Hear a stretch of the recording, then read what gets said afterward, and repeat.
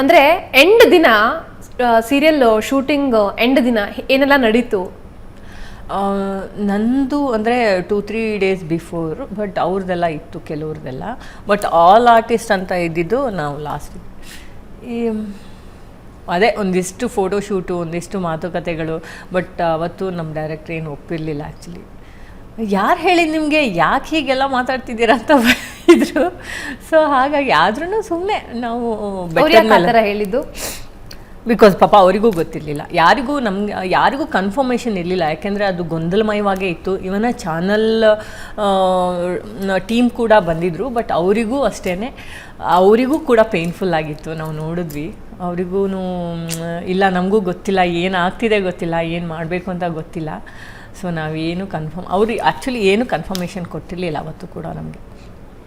ಭಾಗ್ಯಲಕ್ಷ್ಮಿ ಧಾರಾವಾಹಿ ಆಮೇಲೆ ಲಕ್ಷ್ಮೀ ಬಾರಮ್ಮ ಆಗಿ 2 ಡಿವೈಡ್ ಆಗುತ್ತೆ, 2 ಧಾರಾವಾಹಿಗಳಾಗುತ್ತೆ. ಈಗ ಭಾಗ್ಯಲಕ್ಷ್ಮಿ ಧಾರಾವಾಹಿ ಪ್ರಸಾರ ಆಗ್ತಿದೆ, ಮತ್ತೆ ಲಕ್ಷ್ಮೀ ಬಾರಮ್ಮ ಧಾರಾವಾಹಿ ಕಲಾವಿದರು ಅವಾಗ್ಲ ಅಂದರೆ ಅಪರೂಪಕ್ಕೊಮ್ಮೆ ಆದರೂ ಭಾಗ್ಯಲಕ್ಷ್ಮಿ ಸೀರಿಯಲ್ಗೆ ಎಂಟ್ರಿ ಕೊಡೋ ಚಾನ್ಸಸ್ ಇದೆಯಾ? ಗೊತ್ತಿಲ್ಲ. ನಾನು ರೀಸೆಂಟಾಗಿ ಸುಮ್ಮನೆ ಕೊಟ್ಟು ಭಾಗ್ಯನಿಗೆ ಸಪೋರ್ಟ್ ಥರ ಹೋಗಿ ಬಂದಿದ್ದೆ. ಹೌದು. ಮುಂದೆದ್ದು ಗೊತ್ತಿಲ್ಲ. ಓಕೆ. ಲಕ್ಷ್ಮೀ ಬಾರಮ್ಮ ಧಾರಾವಾಹಿಯಲ್ಲಿ ಕಾವೇರಿ ಪಾಸೆಸಿವ್ ತಾಯಿ, ಮಗ ನನ್ನ ಕೈ ತಪ್ಪು ಹೋಗಬಾರ್ದು, ಮಗನಿಗೆ ಯಾವತ್ತೂ ನಾನು ಆದ್ಯತೆ ಆಗಿರಬೇಕು ಅಂತ. ಅದು ಎಷ್ಟರ ಮಟ್ಟಿಗೆ ಅಂತಂದರೆ ಮಗ ಸೊಸೆ ಒಂದಾಗ ಕೂಡ ಬಿಡೋದಿಲ್ಲ. ಈ ರೀತಿ ಕ್ಯಾರೆಕ್ಟರ್ಗಳು ನಿಜ ಜೀವನದಲ್ಲೂ ಇದೆ ಅಂತ ನಾನು ಹೇಳೋದನ್ನ ಕೇಳಿದ್ದೀನಿ. ನೀವೇನಾದರೂ ನೋಡಿದ್ದೀರಾ? ಎಸ್, ನಾನು ನೋಡಿದ್ದೀನಿ.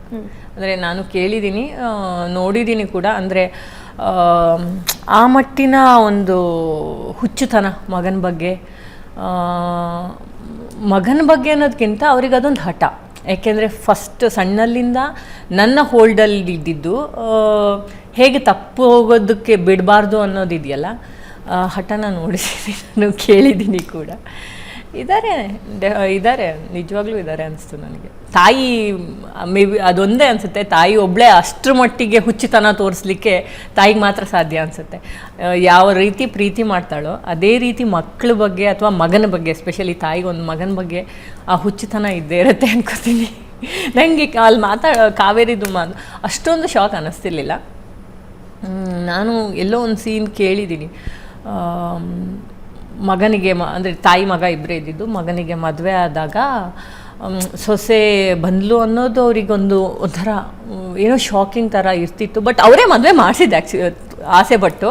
ಬಟ್ ಅವರಿಬ್ಬರು ಒಂದು ಸಪ್ರೇಟ್ ರೂಮ್ ಅಂತ ಇದ್ದಾಗ ಹೊರಗಡೆ ಎಲ್ಲ ಗಾಜು ಹೊಡೆದು ಹಾಕಿರೋದು, ಬಾಗ್ಲ ಹತ್ರ ಅವ್ರ ಡೋರ್ ಹತ್ರ ಗಾಜು ಹೊಡೆದು ಹಾಕಿ ಬಾಗಿಲಿಂದ ಹೊರಗೆ ಬರುವಾಗ ಅವ್ರಿಗೆ ಕಾಲಿಗೆ ಚುಚ್ಚಿದ್ದು ಅದೆಲ್ಲ ಕೇಳಿದ್ದೀನಿ ನನ್ನ ಸ್ಟೋರಿ. ಅಂದರೆ ನಿಯರ್ ಪೀಪಲ್, ನನ್ನ ಹತ್ರದವರ ಲೈಫಲ್ಲೇ ನಡೆದಿದ್ದು.